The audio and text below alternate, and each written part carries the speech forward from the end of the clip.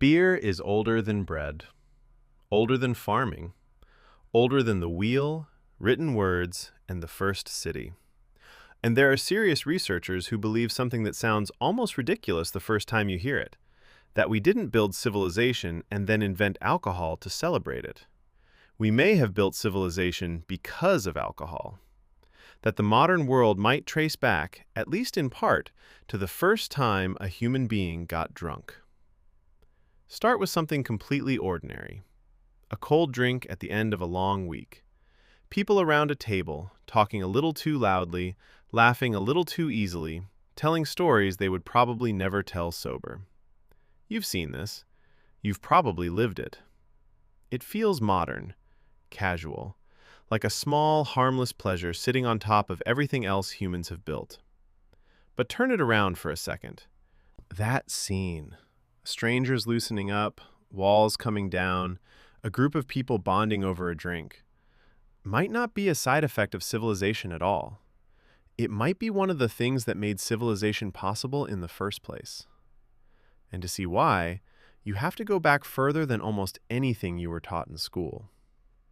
For most of human history, our ancestors lived in small groups, hunting, gathering, following the seasons, rarely staying in one place for long.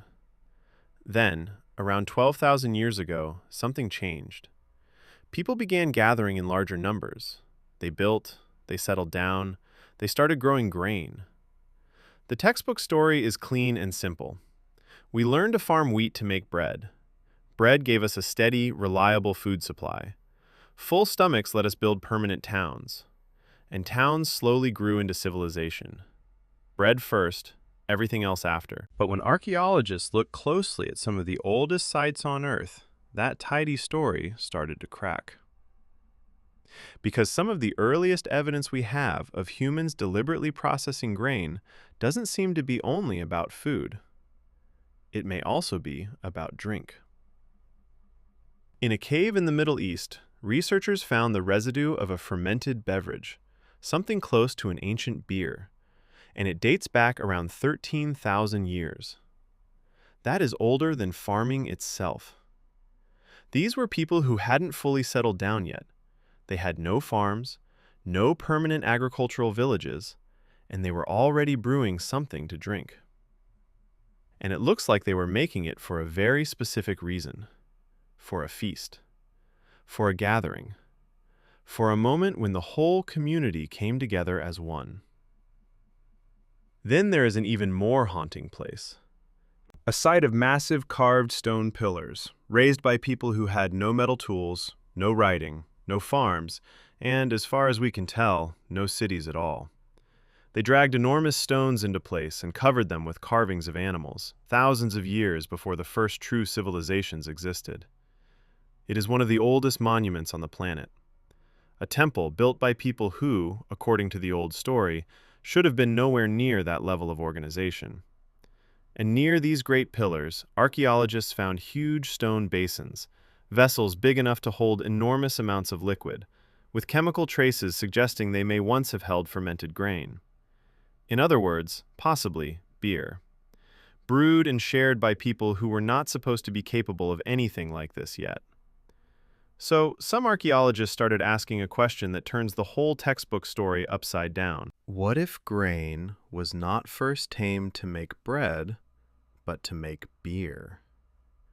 What if the thing that made it worth the back-breaking labor of planting, guarding, and harvesting fields, season after exhausting season, was not a humble loaf, but a drink that pulled people together and made them feel something extraordinary?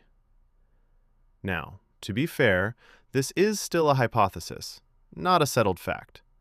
Scholars argue about it, and the truth was probably tangled up with both food and drink at the same time. But that alone tells you something important. The fact that serious experts take beer before bread seriously at all means alcohol was not some little luxury we added at the end, once everything else was built. It was there near the beginning, woven into the deepest roots of the human story. And this is where it gets even stranger, Because our relationship with alcohol is older than humanity itself. Long before there were any people, our distant primate ancestors lived in the trees and ate fruit. And ripe fruit, when it falls and sits on the forest floor, begins to ferment. It produces a small amount of alcohol, and with it, a distinct smell. That faint, boozy scent drifting up from the ground was actually useful. It meant ripe, sugary, calorie-rich fruit. Exactly what a hungry animal needed most. So the creatures drawn toward that smell, and whose bodies could handle slightly fermented fruit, had a real advantage. They found more food. They got more energy. They survived. And somewhere deep in that ancestry, a change happened in their bodies. A tiny tweak to a single enzyme allowed them to break down alcohol far more efficiently than before. This happened millions of years ago, long before anything you would recognize as human ever walked the earth. Which means our taste for alcohol is not just some modern vice we invented. It is written into our biology. We were, in a way, built to notice it. The first human who ever got drunk was simply continuing a story that began up in the trees millions of years before they were born. But none of that explains the most important part. Why would a substance that makes you clumsy, foggy, slow, and reckless help build the most cooperative species the planet has ever seen? On the surface, getting drunk seems like the opposite of useful. It should have been weeded out, not built into culture. The answer is strange, but kind of beautiful. Human beings have a problem almost no other animal has to solve. We have to trust strangers. To live in a village, a town, a city, you have to cooperate with people you are not related to, people you barely know, people who might help you, cheat you, protect you, or hurt you. And somehow, you have to not tear each other apart in the process. That requires trust.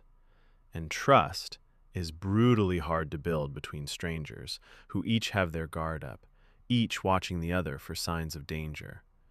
Alcohol lowers that guard. It quiets the part of the mind that stays suspicious and self-protective. It loosens the tongue, softens the face, makes us laugh faster, talk more openly, feel, just for a little while, like we belong to the same tribe. Around a shared drink, rivals become guests, strangers become friends. A loose, wary crowd of separate individuals starts to feel, for a few hours, like one people. It is one of the oldest social technologies we have ever had, a chemical handshake between people who have no reason yet to trust each other. Now imagine what that meant 12,000 years ago. To pull together hundreds of strangers to raise a monument, settle a valley, or build the first walls of the first town, you needed cooperation on a scale humans had never really managed before. There was no king to command it, no police force, no written law to enforce it. And one of the oldest tools for turning strangers into a community may have been something very simple. A clay cup, passed from hand to hand, filled with something that made everyone in the circle feel, for one night, like family. And here is something that should make you pause. Almost every human culture on Earth, separated by oceans and thousands of years, independently discovered how to make alcohol. Grapes into wine, rice into sake, honey into mead, agave, corn, barley, milk, even tree sap. If it could ferment, some group of humans somewhere figured out how to turn it into a drink and then built rituals around it. That kind of universal, independent reinvention is rare. It usually happens with things that touch something deep in human nature, like music, art, or burying our dead. Alcohol sits in that same strange category. It is not the quirk of one clever culture. It is a near universal feature of being human. And almost everywhere it appeared, it played a similar role. Not just getting individuals drunk, but binding groups together. The feast, the festival, the ceremony where the whole community drank as one. The people who study these ancient gatherings notice the same pattern again and again. Shared food, shared drink, shared altered states, all working together to blur the boundaries between people and turn a crowd of separate families into a single tribe with shared memories and shared myths. When everyone loosens up together, around the same fire, drinking the same thing, something forms between them that sober suspicion could never build as easily. A bond. A we. And a tribe that can trust and cooperate at that scale can do things no scattered band of wary strangers ever could. Defend more land, store more grain, raise greater monuments, and eventually build the first true cities. And the pattern never really stopped. In the first great civilizations, beer was not just a treat or an indulgence. It was woven straight into daily life. Workers were sometimes paid in it, jug by jug, as part of their daily wage. One of the oldest written recipes humanity ever recorded is not for food at all. It is a song praising the goddess of beer, with the recipe for brewing it hidden inside the verses so people could remember exactly how to make it. We were singing hymns to alcohol before we had written down most of our laws. That leaves us with a thought that is hard to shake off. We like to imagine civilization was born purely out of hunger, that we settled down, grew crops, and raised cities because we simply needed to eat. But the deeper you look, the more it seems something else was pulling at us too.